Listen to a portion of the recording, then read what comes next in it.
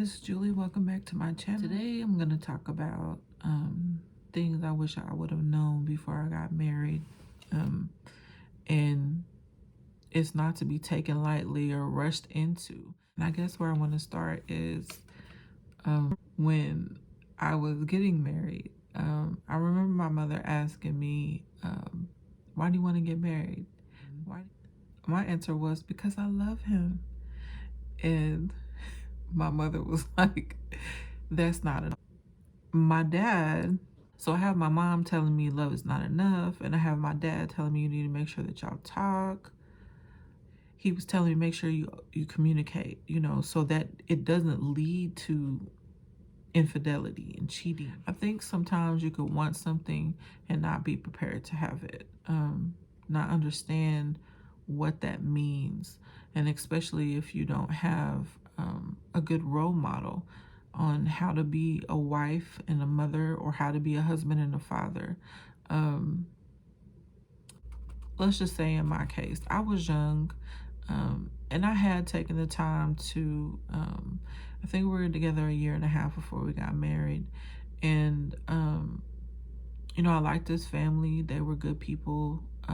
He didn't have any kids. He was in school. He was home for the summer. Us having children and us divorcing and us co-parenting hasn't been super difficult. We get along. We rarely argue. We had immature ideas of marriage and what it meant to be a husband or a wife.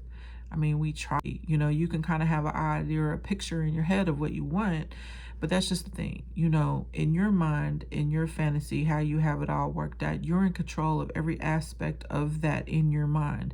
But reality is completely different. Marriage, it takes work, and you understanding that when you say these vows, for better, for worse, to sickness and health, or richer or poor, to death do us part, that covers everything. And it's also telling you that it's not going to be perfect. Perfect is not real, and real is not perfect. That doesn't exist. You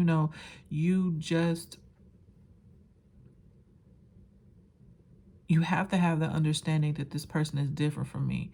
We don't have to agree, but we do have to compromise. Loving someone is about, how much can I show you I love you? How much can I support you to be the best version of you possible? You also have to be willing to deal with the ups and the downs, because it says for better, for worse. That means in the good times and the bad times, I'm going to love you. I'm saying I'm committing myself to doing this. Whether you're sick, whether you're healthy, whether you have money, whether you don't have money, until, one of you dies, it's telling you, like, that's what a real ride or die is, that we're going to walk through this life together. Everybody has their limits and what you are willing to put up with and what you're not. I don't think it's healthy for you to stay with someone who's abusing you or habitually cheating on you. But I've seen a lot of marriages where there has been some cheating, but they forgave each other and moved past it, and still worked on being a unit. Some people can't let it go and move on. And, you have to determine what that is for you.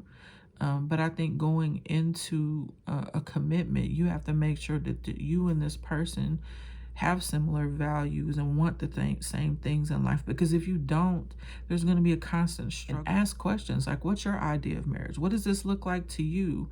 And I wholeheartedly believe that you should wait to have kids, because we didn't. We had kids immediately.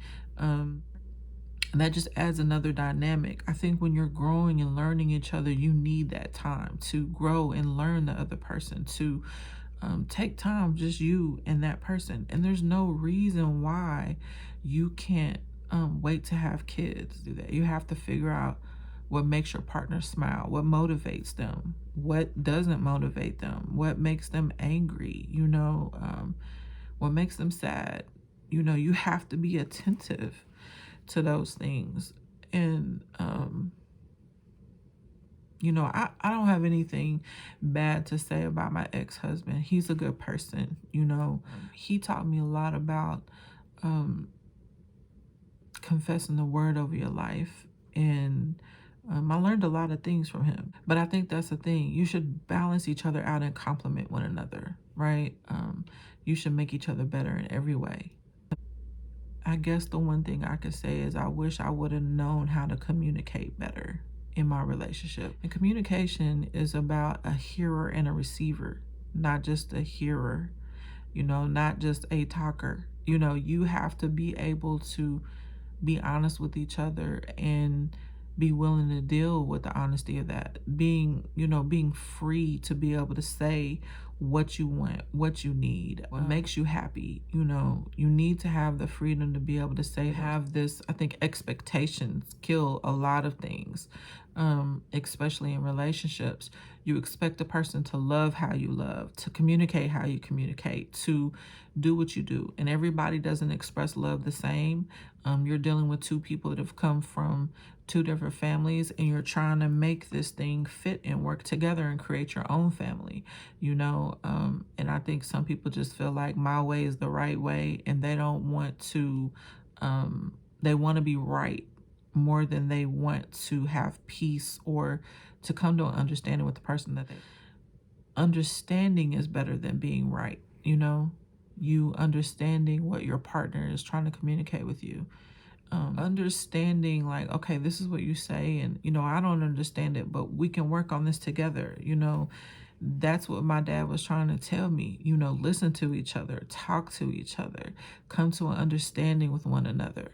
And understand that outside of love, this is what you need to work on, is what my mom was telling me, that you need to work on the other things other than love. Maybe I should have asked more questions. Maybe that's more when my mother said love is enough. I should have been like, what do you mean? When my dad said, before any infidelity enters the picture, make sure you communicate with each other. What do you mean? Can you explain it to me?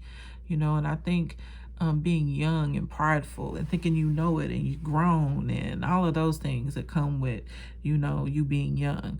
There needs to be a lot of grace, a lot of humility. You have to drop your pride and be able to hear somebody with an open heart, not with the open ears, with the open heart. It's like, what are you trying to say to me? What do you need from me?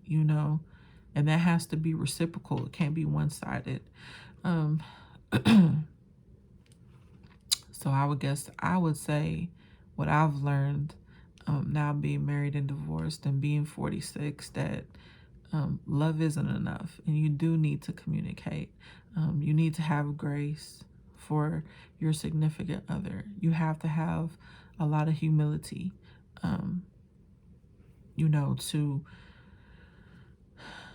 to work this thing out, and to know that there are things that you can't do to make the other person happy.